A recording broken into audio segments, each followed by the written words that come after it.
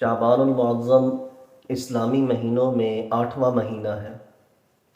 اور اس مہینے کو بھی دیگر اسلامی مہینوں کی طرح چند ایسی خصوصیات حاصل ہیں کہ جو صرف اسی مہینے کے حصے میں آئیں۔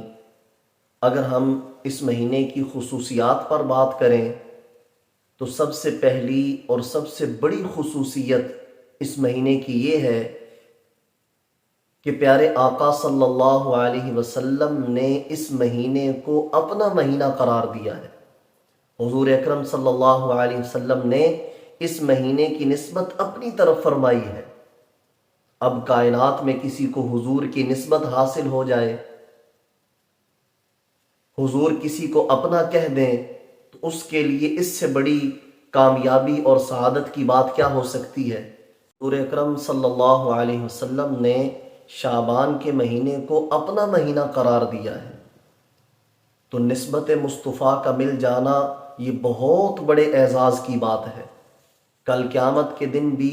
وہی شخص، وہی آدمی کامیاب ہوگا جسے حضور کی نسبت اور حضور کی شفاعت ملے گی۔ شاعر نے کیا خوب جملہ کہا ہے کہ یوں تو ہوں میں خاک مگر میری نسبت ہے نام محمد سے، ایک یہی رشتہ ہے جو میری اوقات بدل دیتا ہے۔ خصوصیت کہ پیارے آقا صلی اللہ علیہ وسلم نے اس مہینے کو شہر المطہر فرمایا ہے کہ جس خوش نصیب کی زندگی میں یہ مہینہ آئے، جو خوش بخت انسان اس مہینے کو پالے، پھر تھوڑی سی ریاضت، تھوڑی سی محنت، تھوڑا سا مجاہدہ کر کے جو بندہ اپنے اللہ کو اس مہینے میں راضی کر لے گا، منا لے گا، اللہ سے اپنا تعلق بحال فرما لے گا، تو پیارے آقا صلی اللہ علیہ وسلم نے فرمایا کہ اس کے لیے یہ مہینہ گناہوں سے پاکی کا سبب بنے گا، کہ یہ مہینہ اس کو گناہوں سے بالکل پاک کر دے گا۔ تیسری خصوصیت کہ تحویل قبلہ کا حکم،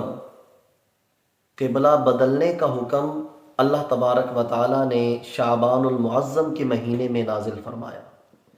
حضور اکرم صلی اللہ علیہ وسلم کی یہ خواہش تھی کہ ایمان والوں کا قبلہ بیت اللہ، کعبۃ اللہ ہو، تو حضور کی یہ خواہش اس مہینے میں پوری ہوئی، اور یہ اس وجہ سے بھی خواہش تھی کہ اللہ تبارک و تعالیٰ نے اس امت کو جو کچھ بھی عطا فرمایا ہے وہ ساری پہلی امتوں سے اعلیٰ ہے۔ نبی ملا تو وہ سارے نبیوں سے اعلیٰ،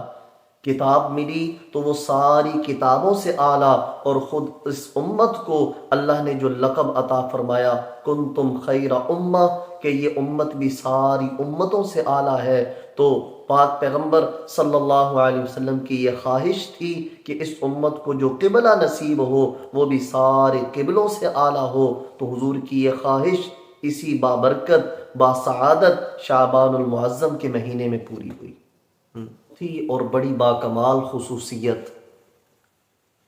کہ اللہ تبارک و تعالیٰ نے آیت درود و سلام کو شعبان المعظم کے مہینے میں نازل فرمایا۔ وہ آیت مبارکہ کہ جس کو ہر واعظ، ہر خطیب، ہر مقرر اپنے واعظ سے، اپنے خطاب سے، اپنی تقریر سے قبل یوں پڑھتا ہے، ان اللہ و ملائکتہ یصلون علی النبی یا ایہا الذین آمنوا صلوا علیہ وسلموا تسلیما۔ یہ آیت مبارکہ بھی اللہ تبارک و تعالیٰ نے شعبان المعظم کے مہینے میں نازل فرمائی۔ کی پانچویں اور اہم ترین خصوصیت یہ ہے کہ اللہ تبارک و تعالیٰ نے اس مہینے کو شب برات جیسی رات سے، نعمت سے نوازا ہے۔ اب سوال یہ پیدا ہوتا ہے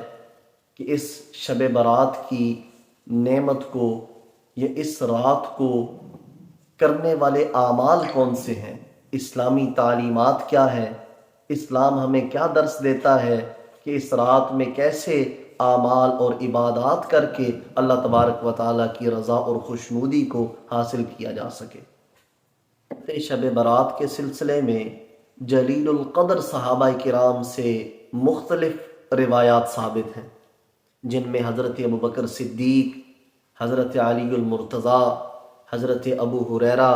حضرت عوف بن مالک، حضرت ابو سالبہ رضی اللہ تعالی عنہم اور حضرت اما عائشہ صدیقہ رضی اللہ تعالی عنہا کہ جنہوں نے مختلف روایات فضیلت شب برات کے حوالے سے اس امت تک پہنچائی ہیں۔ ان کا خلاصہ، لب لباب اور نچوڑ یہ ہے کہ پیارے آقا صلی اللہ علیہ وسلم نے ارشاد فرمایا کہ اس رات کو اللہ تبارک و تعالی آسمان دنیا پر تشریف لاتے ہیں اور یہ اعلان فرماتے ہیں، عام معافی نامے کا اعلان کیا جاتا ہے کہ بھائی آج ہر ایک شخص کی مغفرت اور بخشش کر دی جائے گی، لیکن آیات میں جن کا استثناء کیا گیا وہ بد نصیب لوگ جو اس رات میں بھی بخشے نہیں جاتے، ان میں مشرک کا ذکر ہے،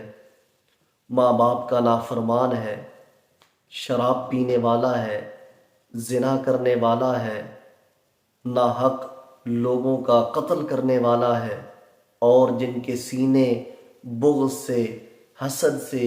کینے سے دوسرے لوگوں کے لیے بھرے ہوئے ہیں۔ تو ذرا ان گناہوں کا اندازہ لگائیے کہ ان پر اللہ تبارک و تعالیٰ کی کیسی ناراضگی کہ ان گناہوں کی وجہ سے ان مبارک اور بابرکت شب برات اور شب قدر جیسی راتوں میں بھی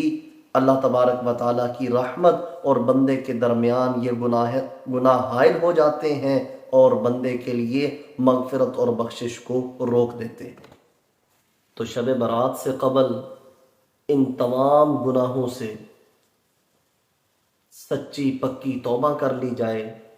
تاکہ ہمارا شمار بھی ان خوش نصیبوں میں ہو جن کی اللہ تبارک و تعالیٰ نے اس مبارک رات میں مغفرت اور بخشش فرمانی ہے۔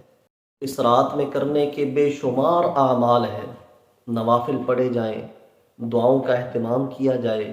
ذکر اذکار ہو، قرآن پاک کی تلاوت ہو اور اللہ تبارک و تعالیٰ کے سامنے اپنی تمام حاجات کو رکھ کر اللہ تبارک و تعالیٰ سے ان کو پورا کروایا جائے۔ اور آخر میں ایک ایسا عمل جس کو پیارے آقا صلی اللہ علیہ وسلم نے بڑے عجب انداز سے حدیث پاک میں ارشاد فرمایا،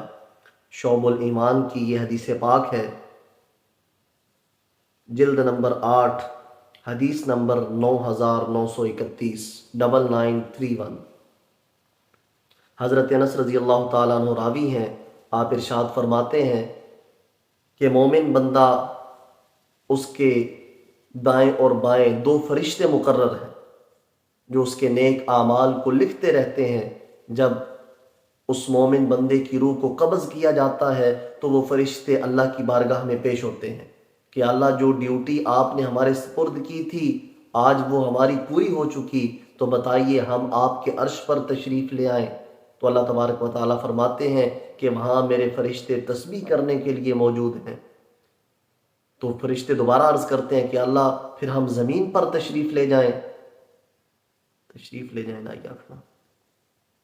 پھر ہم زمین پر چلے جائیں۔ تو اللہ تبارک و تعالیٰ فرماتے ہیں کہ زمین پر بھی میری مخلوق میری تسبیح اور پاکی کو بیان کر رہی ہے۔ تو فرشتے پوچھتے ہیں کہ اے پاک پروردگار، پھر ہمارا ٹھکانہ کیا ہے،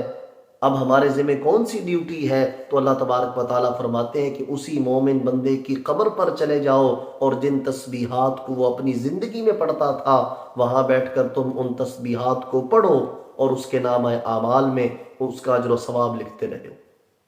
سبحان اور وہ تسبیحات کیا ہیں؟ سبحان اللہ، الحمدللہ، اللہ اکبر، لا الہ الا اللہ۔ فرشتے قیامت تلک اس مومن بندے کی قبر پر بیٹھ کر ان تسبیحات کو پڑھتے رہیں گے اور اس کے نامہ اعمال میں اجر و ثواب لکھا جاتا رہے گا۔ اللہ تبارک و تعالی شعبان المعظم کی ان مبارک بابرکت ساعتوں کو ہمارے لیے نجات کا سبب بنائے، میری اور آپ کی مغفرت فرمائے۔